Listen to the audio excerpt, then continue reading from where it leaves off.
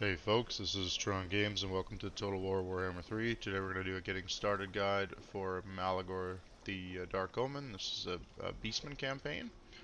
And so the Beastmen are a bit of an interesting group. One thing that you want to definitely be aware of with them, especially in the early campaign, is you basically can't lose um, a fight. So you have to be very careful at the start, because if you lose this army, you're pretty much done. Um, there's a few major campaign effects. One is called Dread, the other is called Herdstone Shards, and then you earn what's called Ruination, and we'll go through all of those different items as well. One thing to be aware of too is you actually have this Bestial Rage mechanic on your armies, so you're going to actually build up kind of a growth stat here as well, because you actually can upgrade your army itself with buildings, just like a kind of a Vampire Coast faction or some other factions that have horde mechanics. So at the beginning of this campaign, you're starting kind of in this area, and we're just going to take this settlement here right away. So take that. You can see we earned a bunch of dread in this battle, and this is basically what we're going to do to earn dread. Now you have a few different options here. You can raise the settlement, which gives you additional bestial rage.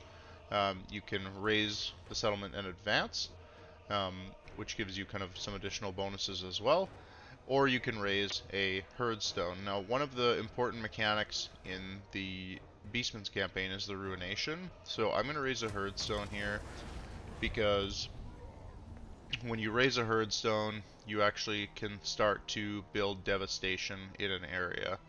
And basically this devastation is what you convert into marks of ruination. And you want to basically build this up, because at different levels you can unlock additional unit recruitment and capacity for certain um, groups. So if I go to like the recruit option here, you can see that I can only recruit 2 of these units, and we might as well recruit those right at the beginning. And then you have other recruitment here. So there's recruitment for the settlement, and then there's recruitment for the actual um, army itself.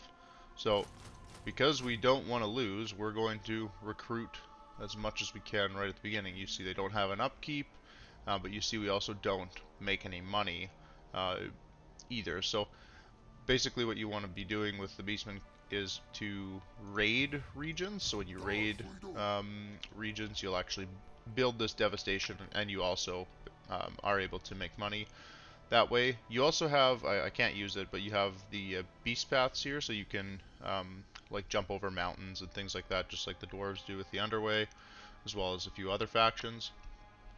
Now we'll go through the faction effects here to start with. So the big thing here is that your dread cost you can spend to upgrade your hero capacity, and a few other things. We'll go through that as well. But you basically spend less to do that. You have increased movement range, and you can recruit Bray Shamans and Great Bray Shamans at a much higher rank. And then you also have increased replenishment under the Dark Moon. So we'll go take a look at Malagor himself here. So Malagor has a few important pieces to start with. He has reduced enemy leadership. He has increased movement range with the beast path, so you can move like quite far. And basically, if you have enemy armies in your province, they can't replenish. So kind of a neat little thing there. And he has, I mean, he gets Fear for Harpies, so that's kind of a pretty minimal item. So we'll take that to start with. And then let's take a look here at the rewards that you get for Dread. So Dread can be spent on a lot of different things. You can use it to increase your unit capacity, so you can actually increase the number of different units that you can recruit by spending it. You can also unlock other Beastmen lords, and you can also recruit additional, well, or increase your capacity to recruit additional hero units. You can also upgrade your entire faction. So when you build herdstones, you can kind of level up what the herdstones are built at. And when we go and have a look at the actual herdstone here, this gives you some additional bonuses. There are a few different options here that you can take. One of the really good ones that I take in the early game is this one, because it just allows us to recruit, and we want to kind of stay in this region of like Floating Village, Morgheim, and do kind of as much fighting as we can, because we want to build this devastation up to a higher level. So I'm going to build that to start with, and then we'll go into the challenges of the Dark Gods. So this is your actual tech tree, and so we'll just start with that. Most of these early things are pretty limited, so just make sure you keep that going. And we'll talk about a few other items here as well. So we can also upgrade this for Malagor's Horde. This is pretty good to start with, just because it gives you an additional source of dread at the beginning, and I mean, you can't actually upgrade this for a few turns anyways, so this isn't a bad thing to build, but it is pretty expensive. So I'm actually going to build this, and then I'm going to cancel building that. I don't want to build that yet because I don't want to run myself completely out of money. So we'll advance the turn here. We'll talk about kind of the other factions in the area. There is this Greenskins faction here. These guys have kind of a few settlements down to the south and kind of out this direction as well. There's a vampire faction up this direction, so that's another one to be aware of. And then the other major factions to be aware of in this area are the Khemri faction, which is a Tomb Kings faction, which is kind of to the south west, and then Khorne is actually to the kind of just a little bit south and over to the east. So you probably see Khorne come in here pretty early on in this campaign, because he usually tends to come across and go after this area. Now, we do want to take a look at the diplomacy to start with. So the only faction that you start at war with is this vampire faction. So typically you would then go after them pretty early. If you actually look at this other faction, this Top-Knots faction, they're rated quite strong. So going after them in Floating Village might not be the best thing to do, but if you look to the north, these guys are quite weak. So this might be another section you want to pursue. Now we'll just use the Beast Paths thing here just to illustrate how it works. You can kind of jump, across this river, even though that would normally cause a big headache. And the Beastmen actually will ambush by kind of default here as well. So just another thing to be aware of in their campaign. Now, in terms of their victory conditions, the Beastmen's short campaign is completely built around building up marks of ruination. This is why in your regions it can be really smart to build a herdstone in one of the settlements that you can get, and then go around and kind of cause as much other havoc as you can. Malagor's campaign is a little bit of a slow start, because you probably don't want to pick a fight with these guys to start with.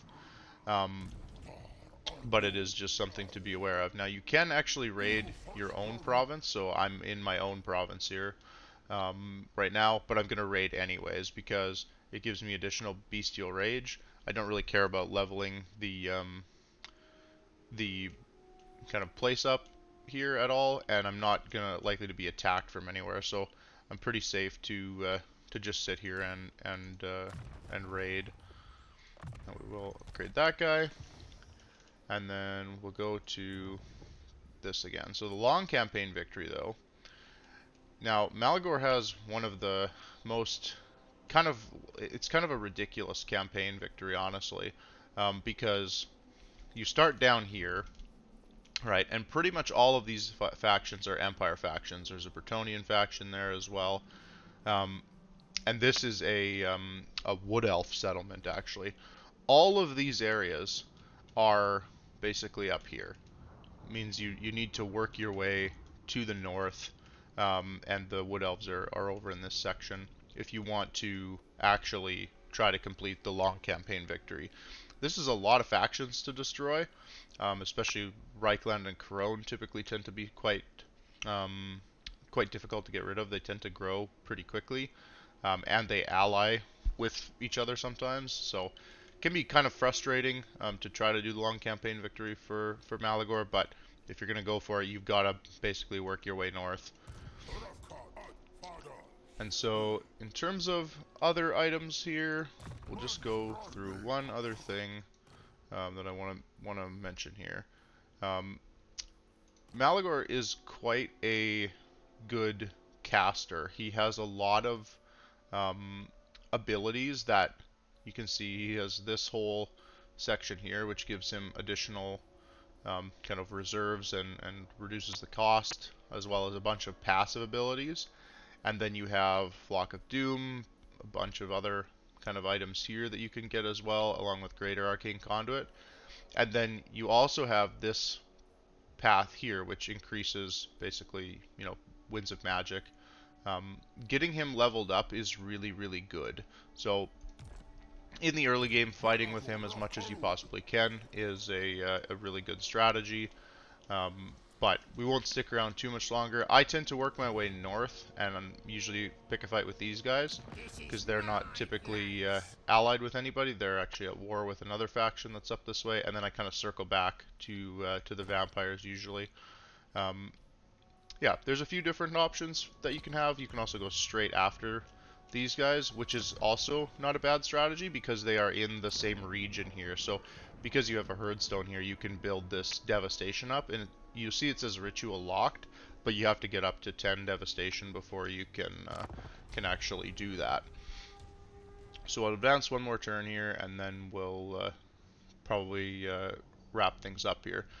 Now, the one thing I do want to point out is, even though I'm raiding this area, because it's the area that has the Herdstone in it, I shouldn't build any additional devastation in the province. You build that primarily by raising other settlements, or just by purely fighting battles in the region. So just remember that if you do attack a settlement, you either have to raise it, or you end up having to establish a Herdstone there. So that's about all I've got for this one. If you like the content, feel free to leave a comment, like the video, and subscribe to the channel for more of these in the future. Thanks for watching.